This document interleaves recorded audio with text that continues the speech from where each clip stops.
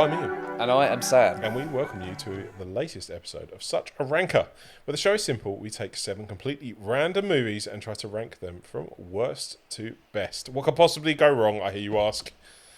Well, Sam, how you doing?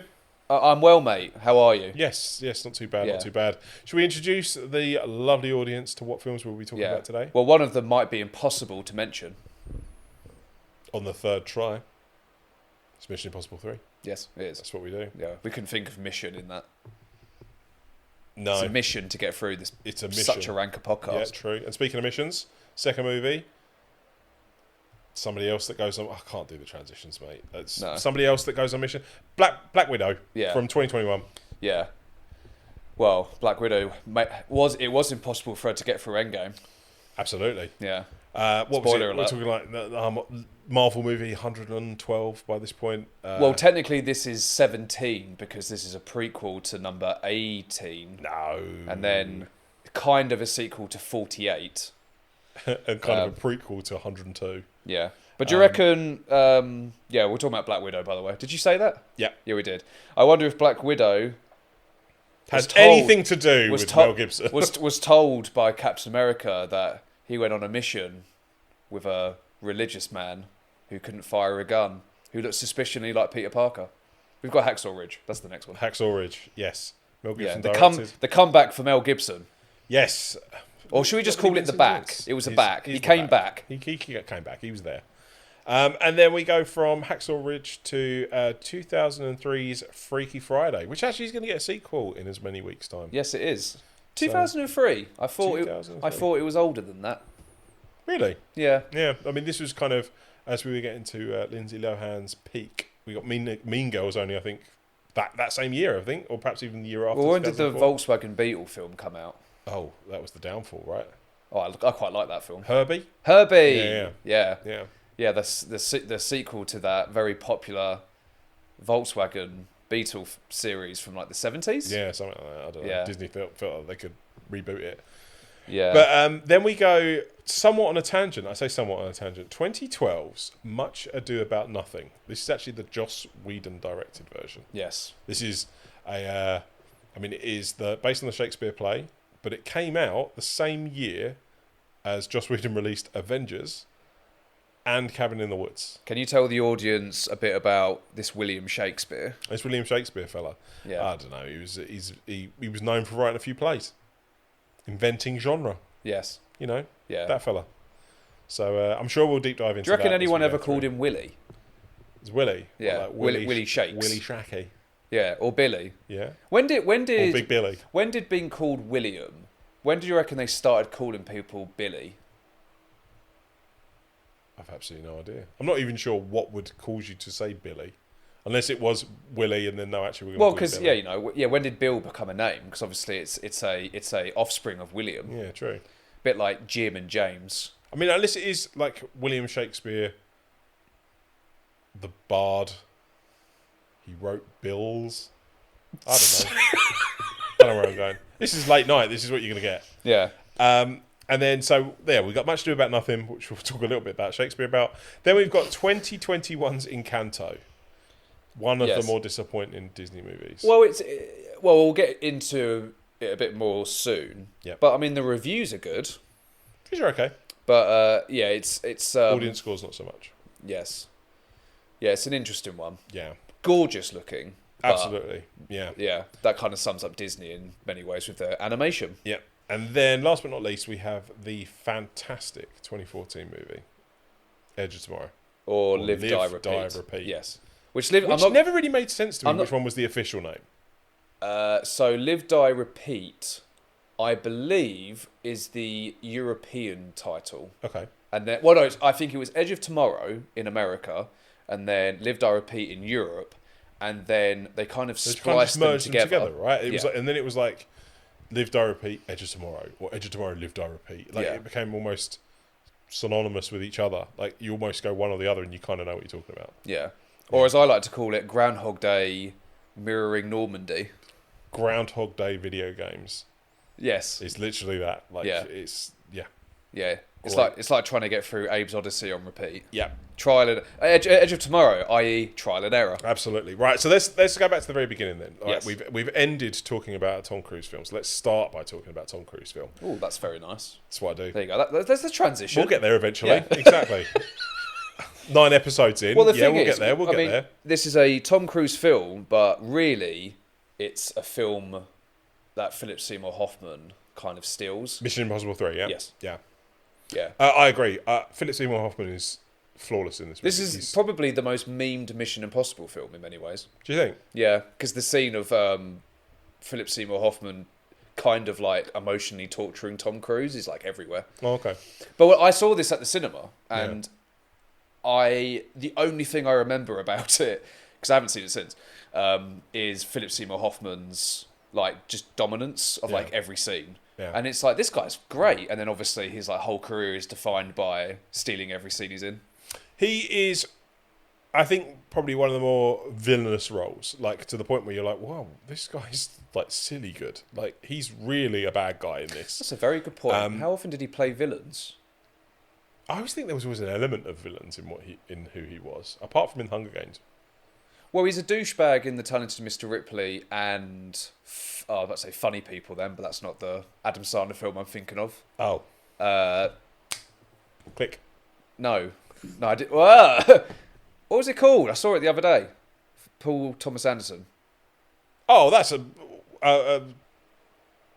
Yeah. The Master. No. 2002. Adam Sandler. Philip. The Superman one. Paul Thomas Anderson. Love, Drunk, Punch, Love. Punch Drunk Love. That's it. There you go. Yeah. That's the one. He's only in like 3 scenes, Yeah, but he's not like in great in much. all of them. Yeah. And then he's in. I mean, Philip. You really don't. Need He's to. kind of Philip Seymour Hoffman is kind of. He's one of those American actors where they have like a sense of like Britishness to them in terms of their like theatre experience. Yeah. A bit like John Malkovich, where you can kind of like. They're sort of transatlantic, but you can kind of easily see them portraying like British. Like John Lithgow's a really good example. Yeah. Like John Lithgow's an iconic American actor, but he could easily play Winston Churchill. He's currently playing Roald Dahl in London.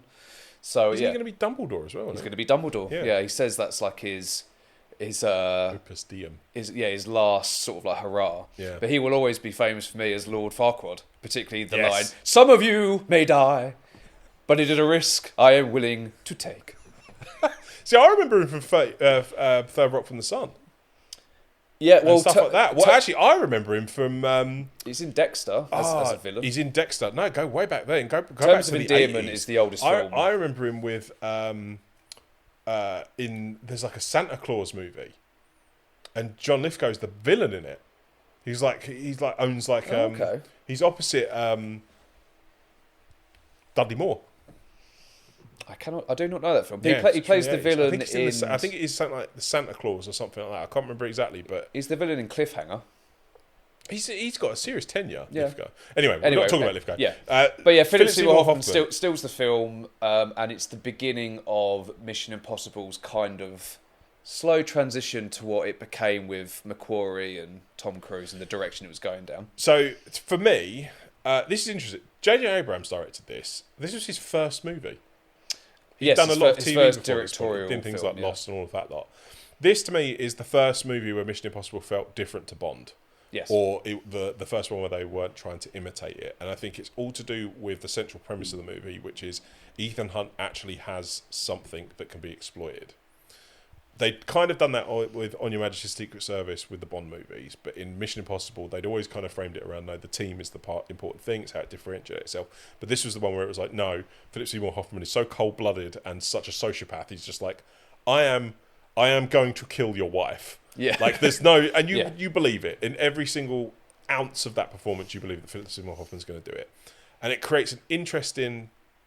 like kind of twist in the movie, and that you always know that's going to be in the background, like an incredible bit of foreshadowing, and you also know it's the only thing that Ethan Hunt is probably going to bend to the will of is if it's going to be in somebody he loves, for instance, is obviously going to be pulled over the fire. So I think from that standpoint, it's a really good interesting setup because you've got Abrams, who's obviously brand new to movies, but is prepared and was doing weird stuff at the time to push the boundaries. Interesting filmmaker in that sense. Had very much Spielberg vibes going into it. Like, he was an interesting director at the time. You've then got a Mission Impossible franchise, which is still trying to find his foot in, but then has Chris McQuarrie attached to it. This is like, he's writing this. He wrote it, yeah. He's got parts of it. He's also done. I think Alex Kurtzman's also got something to do with this as well. Yeah, it's the franchise. Bad Robot guys. Yeah. Yeah. So it's a very established team in that sense. Yeah. And it was kind of getting the team together before Star Trek. Yeah. Which I think a lot of people think is J.J. Abrams' first film. Yeah. Because it's obviously like, he's very much attached to sort of science fiction, and obviously eventually did Star Wars. When I was researching this, though, the thing that surprised me the most is how little he has directed. Well, he was a writer. That's how he kind of made his name in the 90s, because he co-wrote Armageddon, I believe, which was like his first big sort of a big indicator towards his like great entertainment but completely like logic defying nonsense. Mm-hmm. And then he just became huge creating like, is it Alias?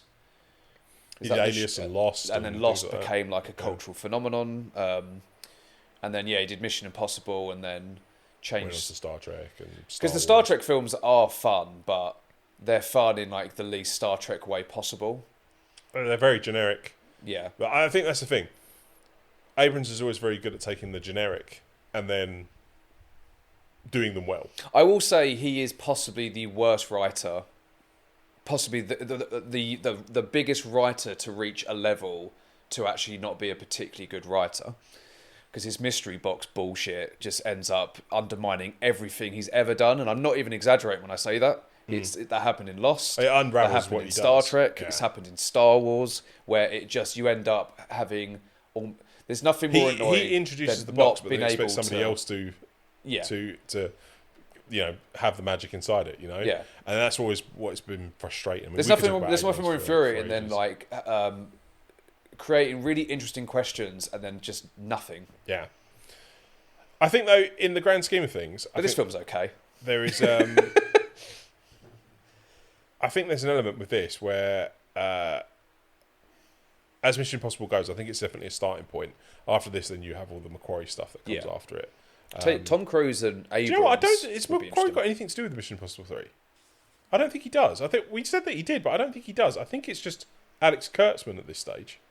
I think McQuarrie came on board because McQuarrie did Live, Die, Repeat with him. And then McQuarrie picked up Mission Impossible from Rogue Nation. Or no, Ghost Protocol. No, they did Valkyrie. They did Valkyrie first. They wrote... we'll have to retract that. So, yeah, that is definitely a retraction. It's just Kurtzman then that wrote this with J.J. Abrams, was the Bad Robot guys. Oh, it is literally all the Bad Robot guys, yeah. Yeah. Roberto Orci. That's where I'm getting mixed up, because McQuarrie did Live, Die, Repeat. But he didn't direct it. Doug Liman directed it. We'll get onto that later, but that's where the retraction comes in. I wanted to... Because that was bugging me when we said that. Yeah, their first collaboration was Valkyrie. Yeah. And then... are you sure he wasn't involved in Rogue Nation? He is in Rogue Nation. Yeah, before Live, Die, Repeat. No, Rogue Nation's just after. I don't think it is. It might be the same year. Could be What the was same the one year. Brad Bird made? Ghost Protocol. Oh, that's the one I'm thinking of, sorry. But McQuarrie wrote... Let me have a did look. McQuarrie write? No, he wasn't involved in Ghost Protocol either. But it was Rogue Nation. I still love the fact Brad Bird made that. That is so random. Mad. Anyway. But Ghost Protocol is insanely good. And it is insanely good. But to be fair, I like Mission Impossible. It's traditional. It's very much what you just said. J.J. Abrams takes very simplified scripts and can do interesting things with them. He's never made a boring film. He's never made a boring film, but they are always relatively simple. They stick to the rules. Yeah. Apart from the magic box thing, which is just crap. He makes. I'll tell you what, we've mentioned in a fairly recent podcast about Kevin Feige and theme park films and the accusations that he's had. I would say that is more tied to J.J. Abrams. 100%. I agree. Because he has basically made films that are very entertaining but have absolutely like no substance. No, I roll my eyes at Abrams' movie. I think his best movie, is Super 8. His best standalone. I've never seen it. Super 8 is a really good movie. I've heard it's just a Spielberg. It is a Spielberg ripoff, but it is still his best movie. I think, franchise aside. Because if you can imitate really well, then imitate the best, right? Yeah. And that's where he's made a lot of his career, is that he's done a very good job at imitating the best filmmakers. Yeah. So it's derivative, but it's still pretty decent. I think Mission Impossible 3 falls in that bracket, but it's so much better than Mission Impossible 2. The only thing that's not as good as Mission Impossible 2, which is arguably the worst of the franchise, is the soundtrack, because Limp Bizkit's version of Don't Look Around, I think it is just nuts. Everyone knows that. That's the synonymous Mission Impossible theme tune now, right? So from that standpoint, it's the only thing that was better. What does Black Widow mean? It's a deadly spider that kills you. No, what's it? No, what's it got to do with Black Widow, the character? It's a deadly spider that kills you. She's an assassin. Yeah, but did she get bit? It is like literal. Yeah, but did she get eaten or bitten by a Black Widow? Why is she called Black Widow? Because she kills people. Yeah, but there's an association. She kills people in the same way that Black Widow spiders kill people. Yeah, but Spider-Man got actually bitten by a spider, and Batman's scared of bats, and the Hulk's green. Why is she called that? What about the Russian assassin? That's not as catchy, is it? The Soviet spider. It's not as catchy. Well, if you're gonna name an assassin, a group of assassins, then Black Widow's a pretty cool name. Yeah, but she's not even called that. She's called Natasha Romanoff. Yeah, the Black Widow. Yeah, I'm not buying it. I think we're on different tracks with this, but Okay. I think you are wrong. Your opinion on Black Widow. I will just say for the listeners at the bottom of your list, I think you've spelt Ray Winston wrong, and you've just put lol. Yeah, I think there's an e at the end. Oh, Ray Winstone. Yeah. Oh, okay. And you've just put lol. Can you explain why? Oh, Ray Winston's accent in this is just funny. Yeah, I remember watching it in the cinema, just thinking, "Wow, he's getting away with this." Yeah, it's not the first time he's had a dodgy accent. No. It is what it is, right? Ray Winston, it's the Marvel curse is almost that idea that they just throw away every villain, good or bad. Ray Winston's character in this is incredibly far away, but that is perfectly fine. I think as a standalone movie, I was really disappointed with this because that's a really bad way to start this. I really like this movie. What I was most disappointed with, and that's where I probably should have gone with it, where I was most disappointed was they should have made this earlier. This would have easily fit in with the other trilogies that were going on. Okay, fair enough, it might have been somewhat similar to the stuff that was going on with the Captain America characters at the time. But you could have very easily given Natasha Romanoff a series of movies that would have just kind of gone into that. And I get the fact that she jumped in and out of the Iron Man movies. She started in Iron Man 2. Her character was to be that malleable mover between franchises. But when you see Black Widow and you see that this comes after, and you knew that there couldn't be any more after the fact, it was disappointing to me that we never saw more, because I liked this as a standalone movie. If you compare this to the first Avenger, if you compare this to the Thor movies, this is one of the better ones. And actually, what I think about it as well, was this after Shang-Chi or before it? This is the first one after Endgame, right?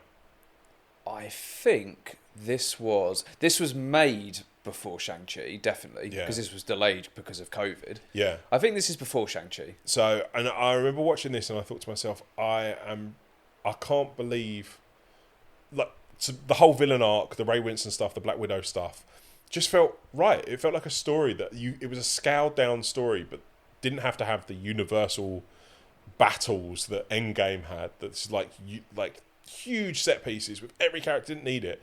This was proof to me that you could tell a smaller story within these worlds, and you could still pull it off. Is it kind of like the Solo film, where you've made that was not intended. You've made a solo film, and we've just seen him die quite recently in another film, 3 years before. So there's no real There's no stakes to it. There's no stakes. Yeah. But just feels like it was think made that's what for the made sake it of more it. disappointing. Yeah. Because it was nice to see these characters. It was nice to see. There's a reason why, for instance, that most of these characters are in Thunderbolts, and they've turned up in other projects and stuff. Is because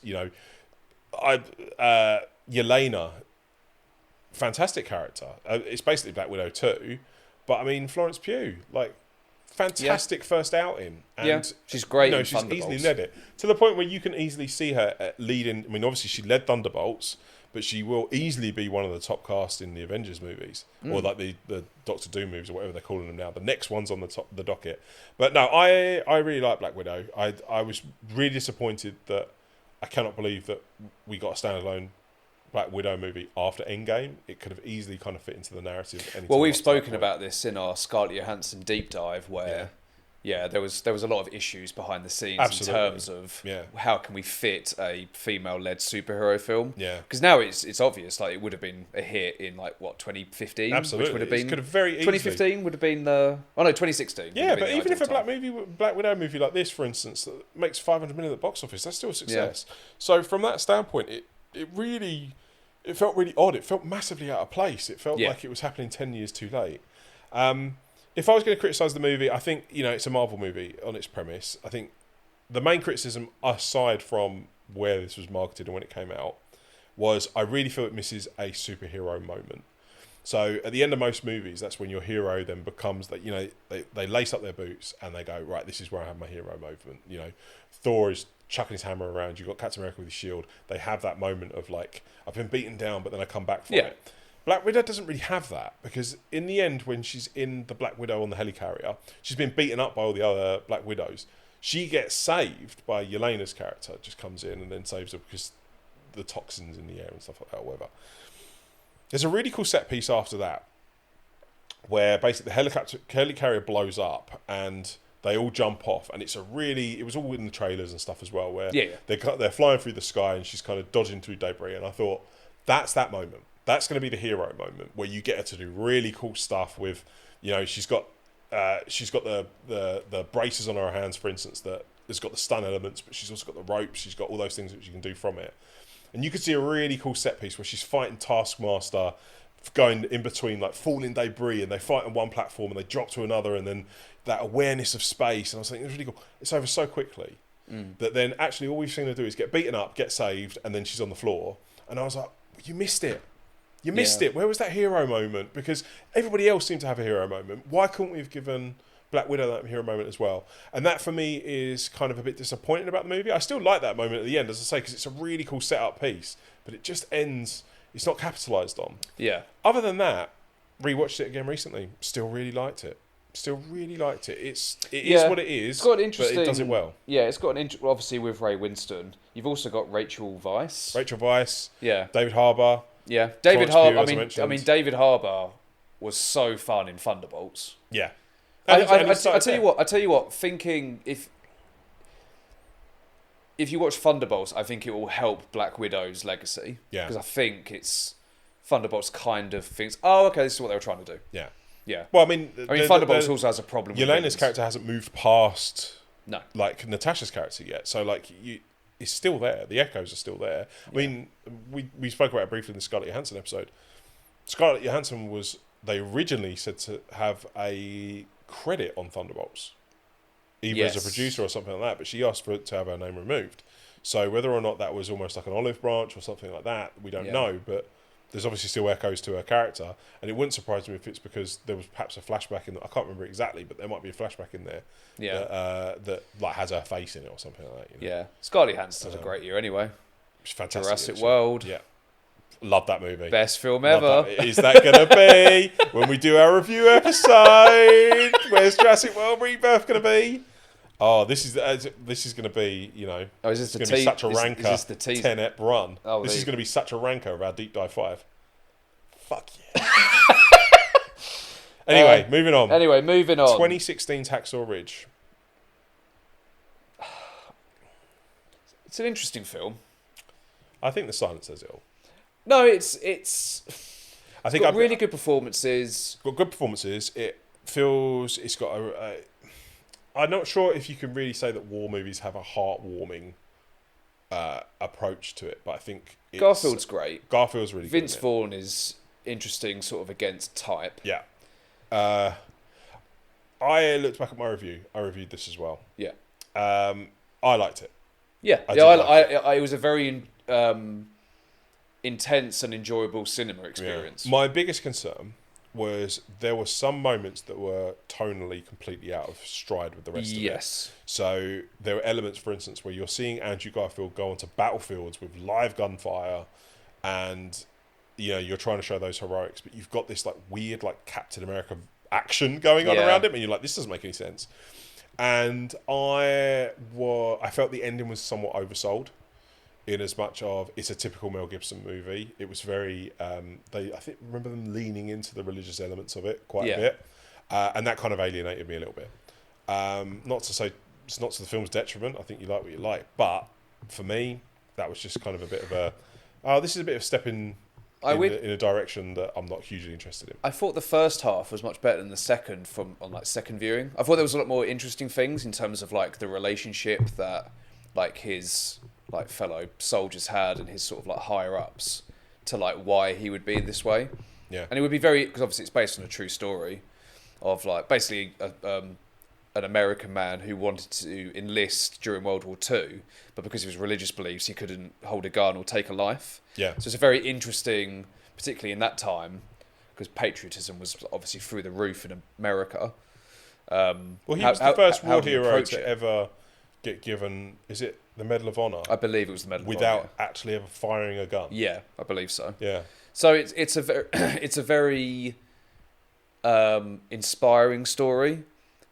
I do think it probably goes into you only need to see it like at the one time, and obviously it does have this like Mel Gibson thing attached to it, because it's just hilarious when you think that they really try to like give him like a comeback. Yeah. Like they pushed him for this. Like Oscar runs, like there was a lot behind. There was a lot, yeah. Yeah. And it kind of. Well, I think Me Too happened not that long after. Okay. And I think that basically anyone who was like in any kind of controversy was like immediately nope. Yeah. Which is probably for the right reasons, obviously. Yeah. But it's how do you think it compares against other war biopics? I think it warrants its existence because it is an interesting story that hasn't really been seen before in sort of like Hollywood films. I would probably argue it's the most interesting war film of the 2010s in many ways. Okay. I can't really think of that many like competitors off the top of my head.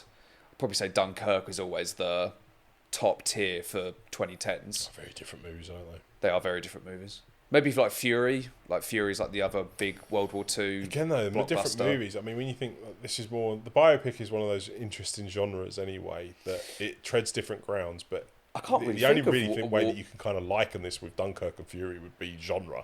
Yeah. Like, apart from ironically, the Captain America moments of just all these other guys around this one... I can't think of many World War II biopics from that time. There was the Spielberg... Tom Hanks film about the Soviet Union. Bridge of Spies. Bridge of Spies, yeah. Did you say War Horse as well? It was about a film about a horse, really.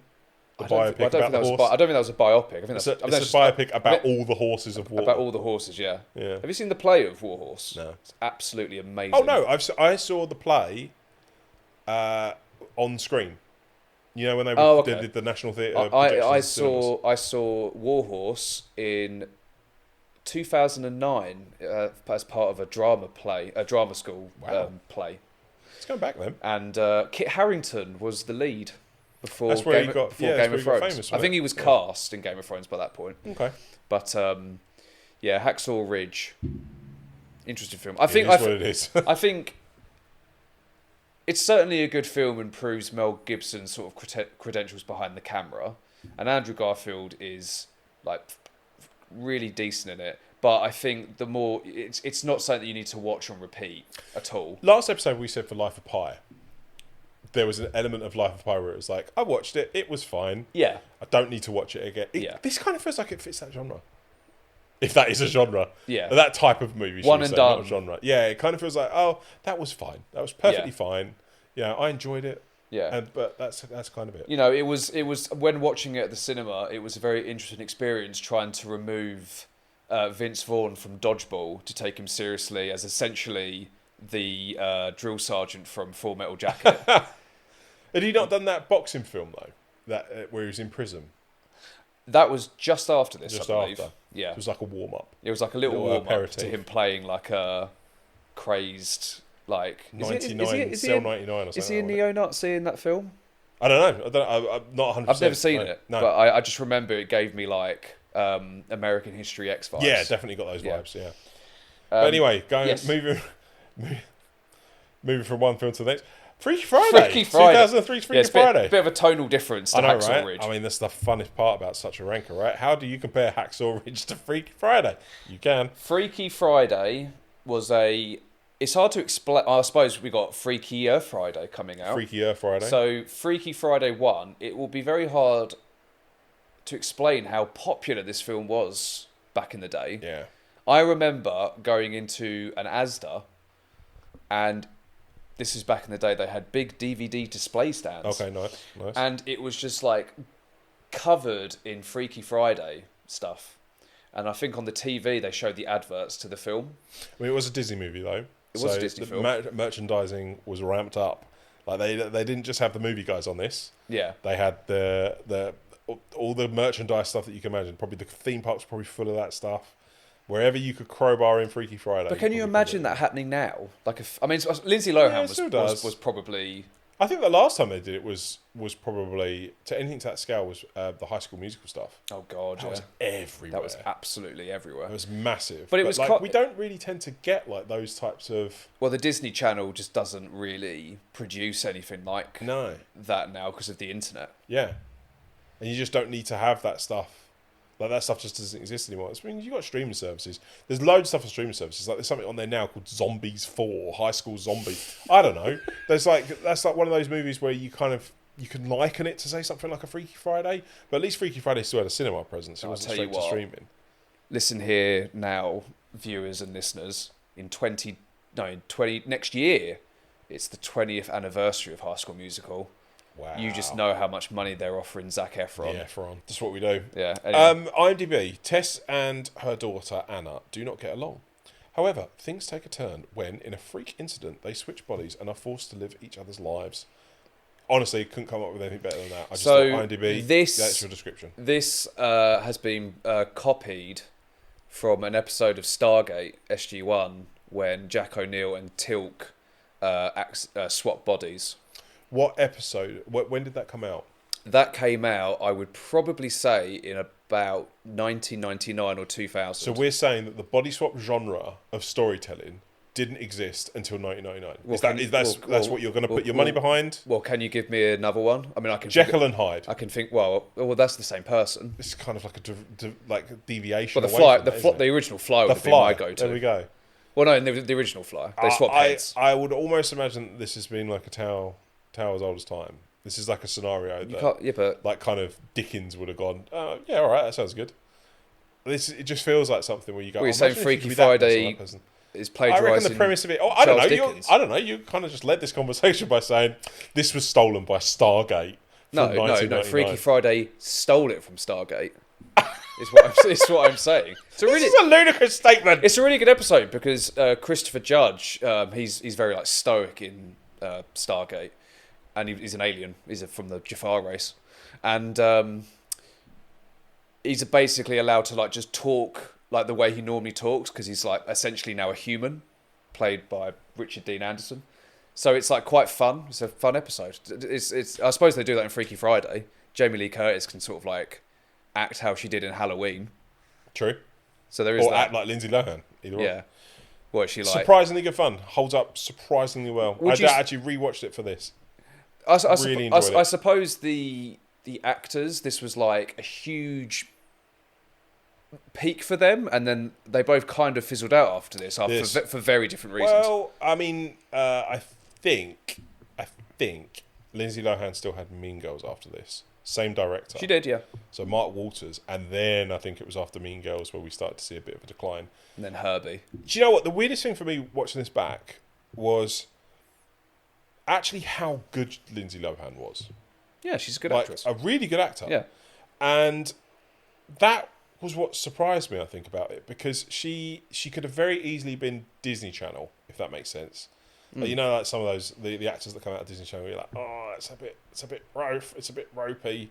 Like, they're clearly just in a Disney live action version of something, and you probably won't see them again. Yeah. I'm thinking, like, the person to hand is Hilary Duff. I Like, was very Disney Channel, like, can only act Disney Channel. Was 'cause- Jennifer Love Hewitt on Disney? Because I always get confused between her and Hilary Duff. Oh, no, they're very different people. They're very different people. Yeah, Jennifer Love Hewitt went into, like... Well, she's made a comeback Yeah, in she well, is it a comeback? Last Summer Wine. What's it called? Last of the Summer Wine. Yeah, that one. Yeah. I know what you did last summer, the reboot. Yeah, you know that guy. Hilary Duff ended up doing How I Met Your Father, the spin-off of How I Met Your Mother. God. And we watched that recently, and it's not great. But that's what I'm saying. It's Disney Channel acting. It's not acting. Yeah. Different. So anyway, but that surprised me. Lindsay Lohan, really good. Jamie Lee Curtis is just so much fun. We did a Jamie Lee Curtis of a Deep Dive 5. We did. One of our very first episodes was that. Yes. And I think exactly the same reasons why we loved her in that episode are the same reasons why I love her in Freaky Friday. Yeah. Just so much fun. She's just enjoying it. She just laps it up. It's really pacey. It's funny. It is just enjoyable. It's very simple premise. It doesn't do any more than it needs to. It feels very relevant. It feels like you could kind of tell that story now. Just the difference is you might have a couple more mobile phones in it. Yeah. Otherwise, it's kind of this very similar story.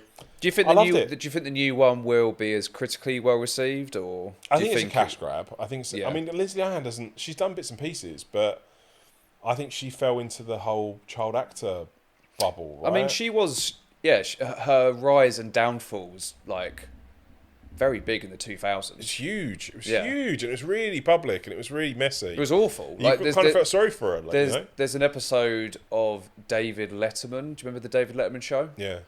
And she's on the show, and he like, what does he say? He says something about like if she's like wasted on the show, and she like cries. And can you imagine like happening now? Yeah. Yeah. So. Yeah. Yeah, different time, I suppose. Definitely. But I mean, in terms of movies like 2003, she couldn't really have hit it much bigger. Yeah. Like, I mean, to be fair, Freaky Friday and then Mean Girls is no mean feat. Yeah, it's what you do. It's what you do. It's what you're in. And then Herbie. And then her best film of her trilogy. Well, the Lohan trilogy. After Mean Girls, she also tried to do a bit more serious fodder. Apparently, she did an Al Pacino movie. My God, she's 39. She's not even 40. I know. That's it's weird. Nuts. Nuts. Older than me, though, so I'm going to take that as a win. I'm sorry, I'm just looking up her filmography around that time. So yeah, she did Freaky Friday, Mean Girls, Herbie Fully Loaded. Came out 20 years ago. Jesus Christ. And then after that... Oh, she was in The Holiday. She played herself in The Holiday. She's in Chapter 27 with Jim Carrey. Oh, yeah. One of the worst films of the 2000s. She not in an Al Pacino movie? I thought she was in an Al Pacino movie. I don't know. Al Pacino's done like 700 films. Yeah, well. You have to be kind of specific. Yeah. No, but I hope she has a little comeback. Freaky Friday. I hope she comes back and she actually does a good performance. My worry is that she won't do a good performance. Yeah. I really hope that she comes back and actually proves that she can still do it, because she's good fun. She's actually good. She holds her own with Jamie Lee Curtis. Yeah. And I think that's no mean feat. You just stole what I just said. I just literally copied you, but I felt like the click kind of did it. Yeah. Talking about copying. What a segue! Talk about copying someone.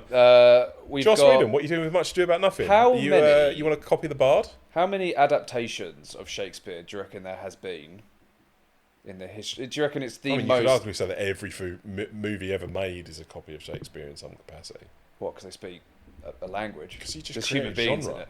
It's human beings. I watched You're this, acting. I watched this film last night in preparation for this podcast. Because you thought it was a different film.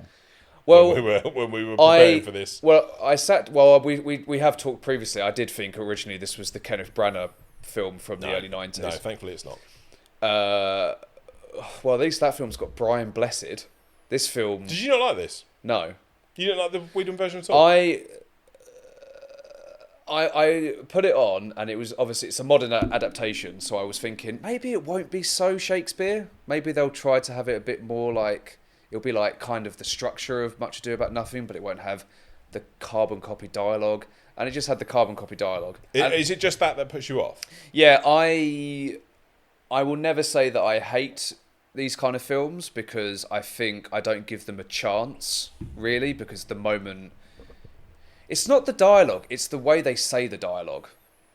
It's the way they act in these films, and I find it really hard to like get into it because it just doesn't feel like human interacting. Which again, it's written like hundreds of years four ago. centuries, Yeah. 4 centuries ago. So So- I get that. I do Yeah. think though, because I quite like this. I liked Monster. the Firefly people. I was like- like, oh, Nathan Fillion, There's a lot of this. the brother from Serenity. I get like what I do understand what you're saying. I think this, however, though, offers up different takes on it. First and foremost, this is an American version. Yes.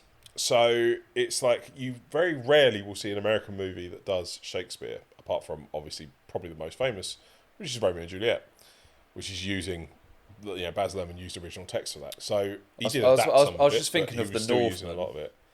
lot of it. No, probably not. But like so that's interesting. The cast is really interesting. Now, I agree with what you say. There's some adaptations of this where you're like, well, you've got to also understand that you're making a film. And I think this is halfway successful with that. I think, so as you mentioned, the cast is, the plot itself is much ado about nothing. It's two couples, two kind of lovers, potential lovers that kind of their paths cross during like a wedding ceremony or a weekend wedding, essentially. And half of the troupe, your one couple, you've got most of the cast of this movie is made up of Joss Whedon character actors. So if you've seen Buffy, Angel, and Firefly, you've pretty much seen the cast of this movie. Avengers. Avengers. It's got what's his name? Greg Clark, Yeah, that dude, the Yeah. guy who plays the Shield agent Yeah. in Coulson Yes. in the Avengers movies. So he was originally meant to be the dude who played Giles in Buffy the Vampire Slayer, but he couldn't. Anthony Head couldn't make it, and apparently Greg Clark stepped in last minute to do this. So again, it was very much going to be like a Joss Whedon throwback to what he'd done before. Anyway, to get back to my point, it's all about how if you have actors that get the text and then can do stuff with it. Alexis Denisof and Amy Acker. So Alexis Denisof is known for, he was in Buffy for a little bit, moved into Angel and was a big character in Angel. He's also in real life married to Bandcamp. Yeah, Alison Hannigan. So there's obviously a connection there, back to Buffy. And you've got Amy Acker, who's mostly known for her work on Firefly. And Amy Acker actually was in Angel. She played a really big part in Angel. Anyway, again, it's that throwback. Those two get this text, and they get the comedy elements of this text, and they are fun to watch. And you can see that they get it because they're also given slightly different things to do while performing. So there's elements of like Alexis Denisof, for instance, is giving monologues while running up and down stairs. Or there's a scene with him and Amy Acker where there's like a staircase between them and they're able to really kind of project and do the theatre work. Everybody else just kind of feels like they're there and they get told, oh, you have to say this text. And most of it they don't really get, but it's just kind of there. And you just have this weird dichotomy with it, in that you have these two actors that really know, they share a lot of scenes together, they really get the text, and it's fun, and it's engaging, and them on screen. And you then, to then tie it to your point, is you then feel the words. You don't have to understand the words, but you get the point of it. You get like the venom of some lines, you get the love of other lines, you get that they're falling in love. There's a feel and there's a sense and there's a tone and there's a patter and there's a real kind of flow to what they're talking about where you go, I get this. The problem is though is that everything else, and then you have those scenes where things that don't really feel like they're working so well, and then it feels like, oh, I'm struggling through this monologue right now because I don't really know where this is going and I don't quite get it. This would be an interesting one, I think, for us to talk about them, because I do think that this is an interesting movie in that sense. I think it's a brave movie. I don't want to harken on Joss Whedon too much because I think a lot's been said. A lot's been said. I think that I don't find it surprising that someone who is responsible for the current state of dialogue in movies and Marvel quippiness also actually has an interest in Shakespeare. Pretty much a lot of did this film come out in 2012? 2012. So he released this, The Avengers, and Cabin in the Woods. in the same year. But Cabin in the Woods was I know, delayed. yeah, that was made like 4 years before. That was made before. That's really interesting because that has Chris Hemsworth in it years before. Years before, yeah. It's a size difference in like 2 months. Yeah. Well, that's the same guy. Interesting though, Much Ado was actually shot in Joss Whedon's house.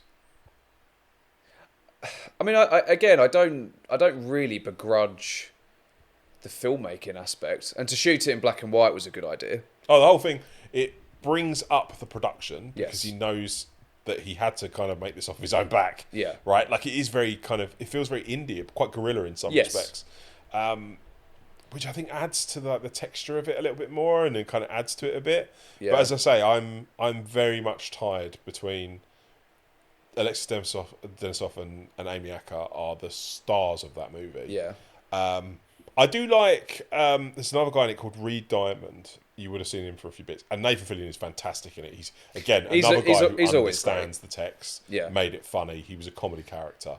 Everything else, where I was a bit like, okay, the story of Much Ado is really weird anyway. Like, I Yeah. get to the end of it, and I'm like, this woman is still going to marry this guy?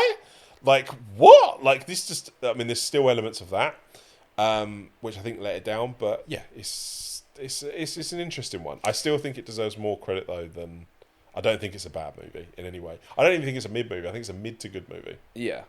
Yeah, it's was this the last big Shakespeare adaptation?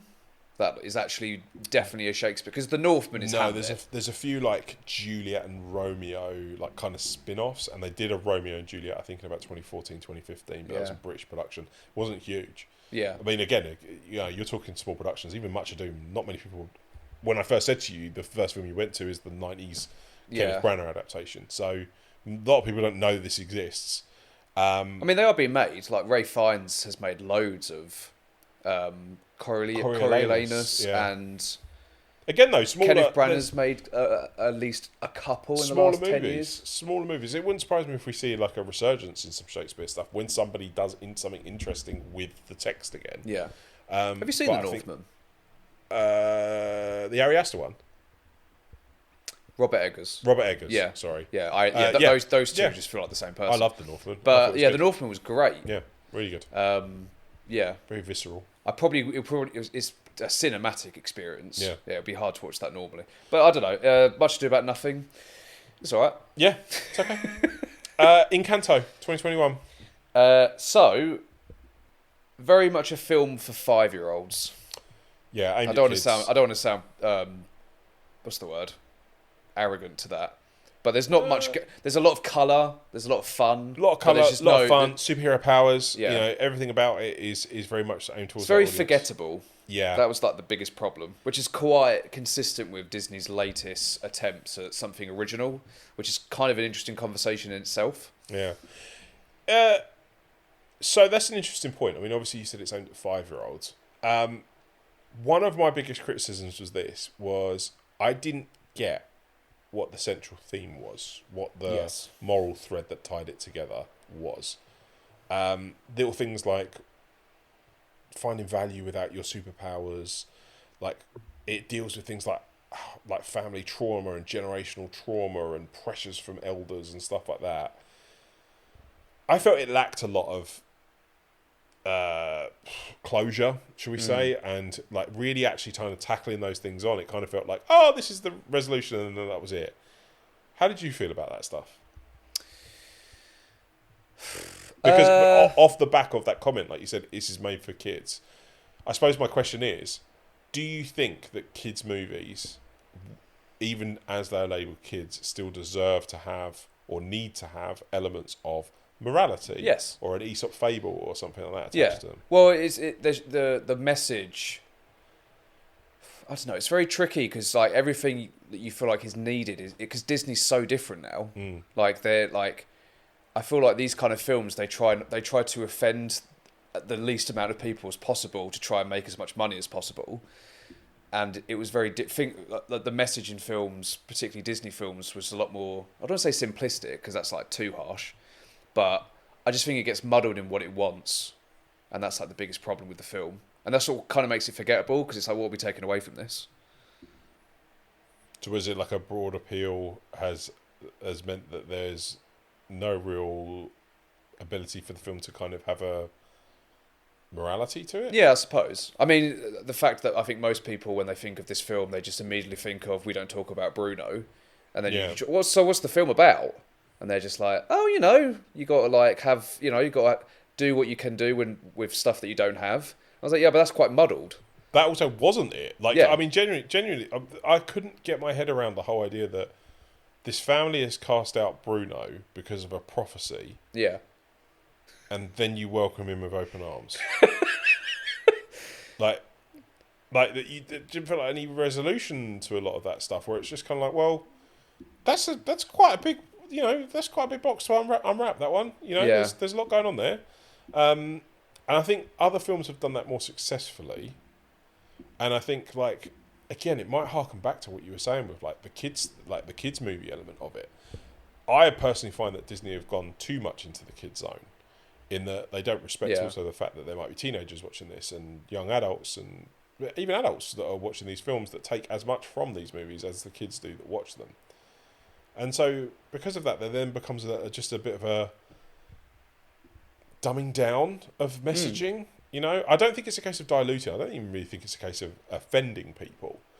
But I think it's just a case of, at the moment, we can't, like, at the moment we are only aiming for kids because kids might pull their parents into theatres and therefore that's where the money is. They're not really then invested in, like, kind of broader stories that actually appeal to everyone. Yeah. And that's what I find a bit of an issue with it, is that they're only appealing to kids. And I think within that as well, I don't want to sound cynical, but when you appeal to a kid, for some reason, filmmakers just feel like you can just feed them anything. Yeah. Like, this is the new Smurfs movies come out, right? Like, it's been absolutely destroyed by critics. People are saying it's one of the worst films. Where it had You can't almost tell me they zero wouldn't marketing. have done but you can't tell me that they wouldn't have done, because Smurfs movies have always done better in Europe, in the US. Yeah. They don't really know, so they're not aiming for a domestic market. But like that doesn't mean that you can feed them crap. Just because they're a young audience, still respect them enough to give them good stories. And I often worry with a lot of the Disney stuff recently, where it's like, I think you're forgetting that kids can be trusted with stories. Yeah. They can take on quite a lot of stuff. Don't treat them like they're kids. Well, that's what I mean. I feel like films generally for children, they're just very safe, and they don't want to like take too many risks, and like, yeah, if you don't take risks, then you sort of like lack that creative spark. Yeah. And then it's just like, well, why are we making this? Yeah. Well, it looks lovely. Yeah. And that's the biggest thing. I feel like nailing the animation has just become like paramount to like everything. Yeah. Even Pixar do it now. Yeah. Where it's just like That becomes tantamount to storytelling, when you're like, well, actually, you kind of need to look back at it, because Encanto looks great. It's got a really good voice cast. It's got it's got a lot of things going for it. Just that central plot is so muddled. just not there. Yeah. I think I read a review. It said it's meandering, and I was like, actually, that's a really good way of describing it. Like, it doesn't. You kind of feel like feels like someone sat down and pitched that idea, and someone's gone, "That's really good. Now go and write it," and they've gone, "Oh no." Yeah. And that's where it's just fallen at. Did J.J. Abrams actually make this film? Yeah, he was like, "This is the end. We'll take their powers away." Yeah. Then what? I don't know. That's up to somebody else to decide. Go, JJ. Go. You make that movie. Yeah, but I think Encanto. I read up something recently where it's like the longest period where a Disney original has like not reached a certain box office number or like award or like critical response or something. So, what was the last like truly original Disney? Zootopia, Zootropolis. Well, what came after Encanto? You've had, because this is what, 4 years ago? Yeah. Haven't you got things like Elio? That was Pixar. Yeah, they're in a real rut. Well, I mean, the fact that we are struggling to even remember what was next on the list, because they did well. They had like Moana and then Zootropolis. That's like a really good couple Moana of films. too. Well, I mean, that was last year. Yeah, that's obviously a sequel. So, but yeah, no, I don't know. In terms of like original, like ideas. completely like Encanto. Just Coco, I think Coco did quite well. Pixar. Sorry, I'm being... Is that Pixar as well? Yeah. Okay.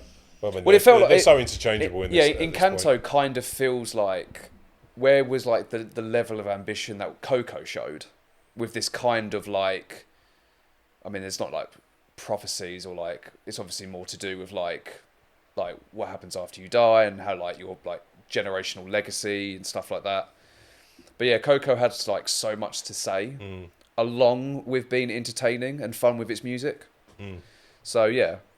Yeah, where there's like a dearth of just sort of like just risk. I think. Risk is the word. Disappointing, I think, Encanto was. It was just, well, actually, it was disappointing on a long list of disappointments. Yeah, that is almost becoming synonymous now, unfortunately. Yeah, something that was certainly not a disappointment, and was I'm not even kidding when I say this. Probably one of the most like surprisingly great films I remember seeing at the cinema. Yeah, I went into this film with no real knowledge of it.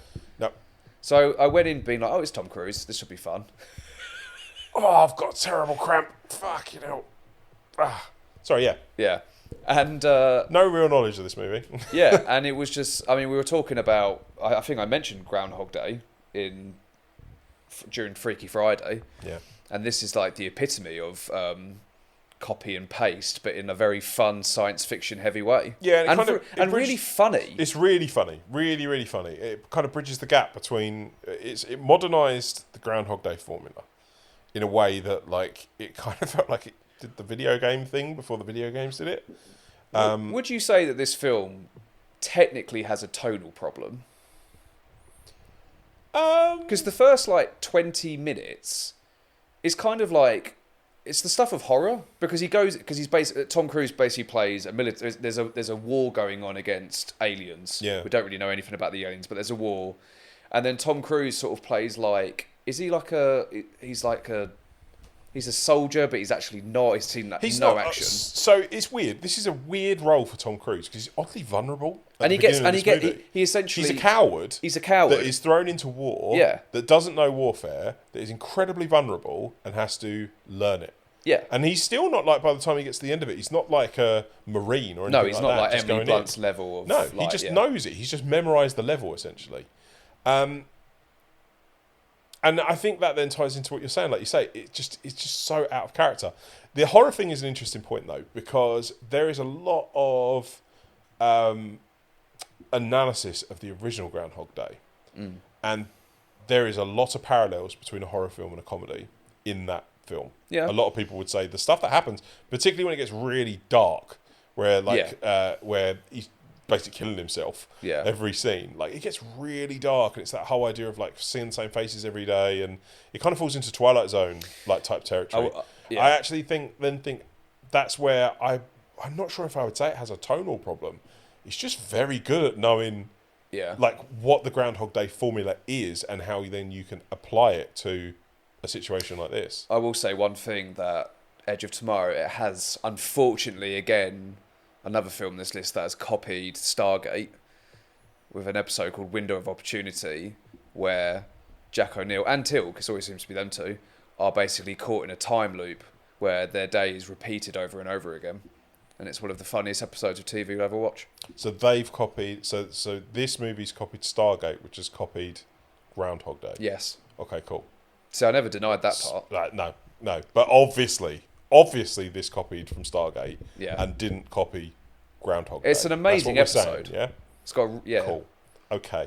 I'll make sure to watch that one, Sam. Anyway. This is... So, I mean, we mentioned it during all of our... Can I just say one thing? In terms of... Stargate? The time loop... genre, if you want to call it that. Edge of Tomorrow is my favourite. What, better than Groundhog Day? Oh, yeah. Oh, no, Groundhog Day. Groundhog Day, I really like.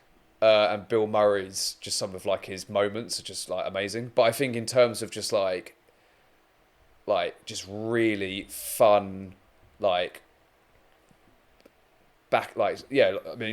and forth. I actually love the dynamic between Tom Cruise and Emily Blunt in this film. And Tom Cruise's character progression in the film, maybe his best ever. Well, that's what I mean. It's a different role for him. Yeah. Like, this first, he's like a really I mean, he's obviously arrogant in a lot of movies, but he's really flawed at the beginning of this movie. Like, really, Yeah. he's a coward. And it is interesting. So when I watched it compared to Mission Impossible 3, for instance, where he's a very, like, sure agent, it's a very, very different story altogether. Edge of Tomorrow, I think, is an interesting movie. Where I would say it is flawed compared to the original Groundhog Day. So I find Edge of Tomorrow... So the plot is exactly what you just described. Man fighting a war against aliens must relive the same day every time he dies until he can find a way to stop their power source with the help of an elite soldier. So that's directly lifted from IMDb. Again, it describes exactly what the plot is. My issue with it is it foreshadows itself earlier on by saying eventually, if you get a blood transfusion, you cannot repeat this day anymore. When he gets that blood transfusion and he can't repeat it anymore, the film grinds to a halt. And that's the end. But I found that was possibly where I might agree with you, that tonally it shifts quite a bit. It moves away from what it is. It doesn't particularly change the stakes. It obviously changes then the type of film that you're watching, but it does remove the comedy from it, because you know that, say for instance, you can't have a funny cutaway, or you can't have a funny death, or you lose the levity at that moment, and it has then that direct tonal shift. And that's where I would say it kind of falters compared to something like Groundhog Day, which is consistent the whole way through. But yeah, Edge of Tomorrow, man, such a good movie. It's great, yeah. And I think we watched... Did we watch this together? Oh, I can't remember now, mate. 2014. Because I watched the film, and I was like... I remember watching it way past release day. This has taken... like a shift, like even like the first 5 minutes, because again, like you were saying about Tom Cruise, he's always very like sure of himself and knows what's going on. And then Brendan Gleeson just like hammers him down to like the smallest level possible, where it's like, no, screw what you're doing. You're the guy on the front line. Yeah. And then amazingly, Bill Paxton makes an appearance. Bill Paxton's which I got adored. a really good turn in this. He had really I tell you what, role. he had an amazing 2014. He had this and Jake Gyllenhaal, Nightcrawler. Is that 2014 as well? Yeah. Blimey. And it was like essentially like his last big hurrah, really. Yeah. But yeah, he plays kind of like a play on a pwn in Aliens, which I thought was quite cool. But the thing is, he was quite harsh, but he was like fair. And I think very few people can sort of play that well, like Bill Paxton could. Bill Paxton, he riffs really well, particularly his facial expressions as Tom Cruise more and more plays with the day. And how he reacts to Tom Cruise, knowing what he knows, having relived it, or having lived it hundreds of times before. His reactions are gold. Like, they're really, really good. Why is Emily Blunt not talked about more for a film like this? Like in an era where... Because she did Quiet Place. Do you think?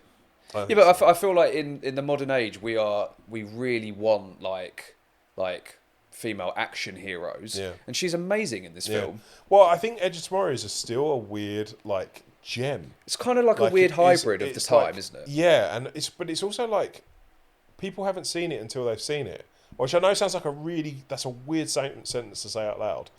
People have not heard of this movie until you say go and watch it. Then they watch it and they're like, "This is brilliant." How much money did this film make? So, I think it washed its face, but I mean, I think there's also a reason why we haven't seen Edge of Tomorrow 2. I know they're kind of knocking around with it because, as we mentioned at the beginning of this podcast, with all the kerfuffle, Chris McQuarrie wrote this. So this would have been one of the first instances, apart from Valkyrie, which you mentioned, where Christopher McQuarrie would be working with Tom Cruise. Yeah, it made, I think it made about 20-30 million in profit. So it's not bad, but probably for that scale. Where do you rate the career of Doug Liman? It's kind of tailed off a bit.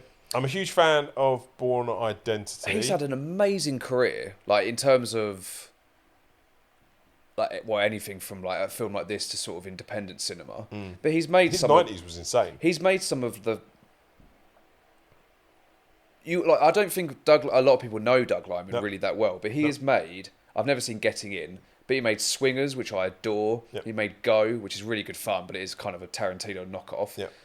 The Bourne Identity, basically like started that off. Mr. and Mrs. Smith, which was a huge film for many reasons when it first came out. I've never seen Jumper or Fair Game. But Jumper's then, terrible. but then he did Edge of Tomorrow, American-made, again, collaborator with Tom Cruise, which I quite like. And then since then, it's kind of tailed off. But I mean, It's not a bad resume. he's done some really decent films. Yeah. But Yeah, he's one of those that I feel like... hands, but he's not going to be someone who goes out and makes you $1 billion. No. You know, I think he's going to make like the sleeper hits that do really well. I mean, look at Swingers. That's why I love Shane Black, because Shane Black, one of my favourite writers and directors, all his films like bombed. And then he made Iron Man 3, which made like 1.2 billion. So justified it. That must be like the most crazy, like lopsided career ever. Yeah. Because I bet he probably put the least effort into Iron Man 3, and that made the most money by a country mile. It's like you said, he just passes it off to 9 other people, and they look through it for him. But no, I think Edge of Tomorrow is brilliant little action movie. A brilliant, and it holds up, way of taking an idea from the past and just modernising it in like the best way possible. Yeah, yeah. It's the best probably way that you could reboot something or reimagine. Yeah, I just had a really. It's easily one of my favourite Tom Cruise films. Tom Cruise performances, I would say. Yeah. Emily Blunt's great. It's probably the standout sort of like I hate the word like badass, but like that kind of like level of like when you think of like a badass female character, I would probably put her quite near the top. Just up there with Ripley, right? Yeah. I mean, in science fiction definitely, but like. Yeah, Scarlett Johansson in the Marvel films, Emily Blunt in this. Yeah. Yeah. Good old film. We need Emily Blunt to... Need Emily Blunt I was about to say we need Emily Blunt to do some good films, but she consistently does very good films. Yeah. But we need more of her. Like, even in The Quiet Place, like the first one, she's not, like, in it throughout. No. Well, I mean, we're going to get a Devil Wears Prada 2 coming soon. Oh, great. Do you reckon she's going to be in that? Devil Wears Prada is a great film. What are you chatting about? I just said, oh, great. Yeah, that's right. A bit more enthusiasm next time. None of this, oh, great, sarcastically. Anyway, right, let's rank these films. Let's do it. Right, so what's the best way to do it? 'Cause we've actually ranked none of this. Unlike us, we normally start a good ranking. I would say the film bottom would be Encanto. I'm right. You're right. Absolutely right. Don't know why I said I'm right. We're getting tired. It's 10 to 11. Oh my god, it is, yeah. Yeah, Encanto, it has the biggest crime that it's forgettable. It's massively forgettable. And actually, I don't think it's got a huge payoff. No. It's a kids' film that unfortunately isn't good enough for kids. Yeah, I'm going to say next. Oh, that's somewhat tricky. I'm going to be really controversial. I think Hacksaw Ridge is next for exactly the same, well, a very similar reason to Encanto in that I do think it's forgettable. No, I would probably put much. Thing is, it's tricky because it's a very good film for the most part, but it's kind of like Life of Pi, like you always said earlier, where it's like it's kind of again it depends on you. Like Freaky Friday is quite a fun film. Quite almost regardless, you just chuck it on. Yeah, exactly. So I'd probably put Freaky Friday above Hacksaw Ridge. I don't think I would put Much Ado About Nothing. I mean, that's fair. I mean, like I say, I think it's an acquired taste, and I do even think for somebody who perhaps likes Shakespeare dialect a bit more than you, yeah, I still have issues with it. I still think that there are half the cast is doing. I don't get me wrong. I don't think you can put in a bad. If you learn a Shakespeare script, for instance, you're doing pretty much. You're on the right track. Yeah. But I think for half the film to be working really well, to almost show up what the rest of the film is doing, that's a problem. So if you compare that to the consistency of Hacksaw Ridge, yeah, then that's what I mean. I think that's something that I think you're right. I wouldn't argue against you for that. So we've got Encanto, Much Ado About Nothing, Hacksaw Ridge, and then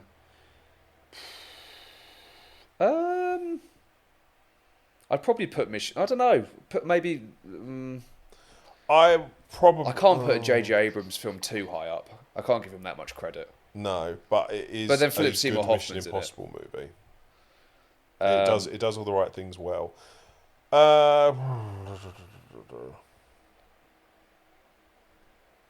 I'd probably put Mission Impossible 3 next.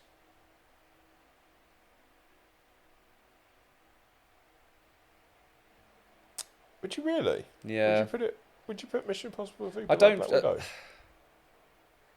don't know. It's really tricky. This is a hard one. Because I do think there's elements of Mission Impossible. As I said, it's like it's not doing anything crazy, and it's also like massively ignorantly setting up the last two Mission Impossible movies. Annoyingly, Thing is, but it's before it's done well. It does interesting stuff. It's like No, when I- they're like, I- oh, what are you gonna do? Oh, this is the right. It's the right angle to be able to slingshot me like across these buildings, and you're like, yeah, all right, I believe I'll you. put Black Widow because Thunderbolts has improved that in my head, but I can't have that as like a reason. I Right. would say Black Widow and then Mission Impossible 3. Yes, I would agree with that. Well, Freaky Friday's quite bloody high. Jesus. And then I think it's going to be Freaky Friday. Yeah. And then I think it's going to be Edge of Tomorrow. Great win for Freaky Friday. Is that an easier rank for us than most? Normally we have a couple where we're like, oh, this is tough. But this feels like it's kind of washed. Well, Edge come of out the Tomorrow wash a little bit kind better. of runs away with it quite a lot. I think it was more whoever finishes second gets like the most Gets praise, a good weirdly. bump out of this. Freaky Friday, it is good fun. Yeah. It is really good fun. It's good fun, and it was a big sort of like cultural moment for the time. Yeah. Because Yeah. was Edge of Tomorrow? I feel like Edge of Tomorrow is for like a very specific audience, i.e., me and you. Yeah. I tell you what, I keep reflecting on the whole Mission Impossible 3 Black Widow thing. The easiest thing is, who is better? Ray Winston or Philip Seymour Hoffman Jesus. as your villain? I mean, that kind of does it, right? Thing is, Because they're not bad movies. Like, I can't possibly turn... Mission Impossible is a generic movie. Is that a hindsight thing? Potentially. But it is quite generic in that sense. Black Widow stands alone and is a good MCU movie on its own merit, but still suffers from very similar flaws with the forgettable enemies. It's very MCU. You also know there's elements of it just being like, well, you've just introduced characters so that you can keep a Black Widow character going. Yeah. There's all those elements and criticisms around it. So I actually, thinking about it, I'm still confident. I still think that potentially Mission Impossible 3, Philip Seymour Hoffman alone has pushed it above Black Widow. Anyway, right, at number 7 this week, we had Encanto. Number 6, we had Much Ado About Nothing. At number 5, Hacksaw Ridge. 4, Black Widow. 3, Mission Impossible 3. Like that one. Yeah, like that, Right yeah. there. 2, Freaky Friday. And at number 1, our number 1 movie for this week is 2014's Edge of Tomorrow. Or Live, Die, Repeat. Live, Die, Repeat. What If you a lived in fantastic Belgium. action movie. If you live in Belgium. Only Belgium. Yeah, only Belgium. No, they don't know it by any Personification other of name. Europe. Yeah, but a great film. Absolutely. Loved it. R.I.P. Bill Paxton, we miss you. Absolutely. Anyway, thank you for taking part in this week's latest episode. How did you rate our list? Would you do anything differently? We would love to hear your opinions, so please feel free to comment below. Otherwise, I think that is about it, my That is friends. it. I'm off to bed. Let's do it. Good night.